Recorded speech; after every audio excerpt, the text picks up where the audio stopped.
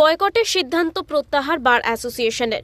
বিচারপতি অভিজিৎ গঙ্গোপাধ্যায়ের অনুরোধে বয়কটের সিদ্ধান্ত প্রত্যাহার করলেন তারা। বিচারপতি গঙ্গোপাধ্যায় এজলাসে এসে বার অ্যাসোসিয়েশনের সদস্যদের অনুরোধ করেন, অভিমান করে থাকবেন না, কাজে ফিরুন। কাজ করতে গেলে মাথা গরম হয়, ওটা নিয়েই চলতে হবে।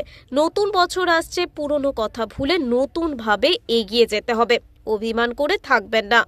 পাবলিক অ্যাড্রেস সিস্টেম, সেই পাবলিক অ্যাড্রেস সিস্টেমে উনি বললেন যে যা হয়েছে সেটা ভুলে যাওয়াই ভালো, এবং যেহেতু নতুন বছর আসছে, নতুন বছরে নতুনভাবে আবার শুরু করতে হবে, এবং রাগ অভিমান ক্ষোভ বিক্ষোভ কারোর কিছু মনে না রাখাই ভালো।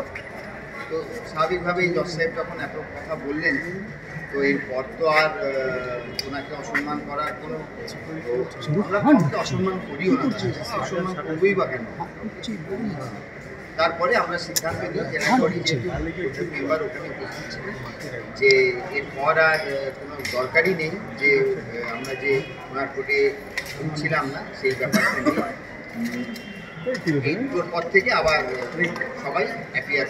ব্যুরো রিপোর্ট, ওঙ্কার বাংলা।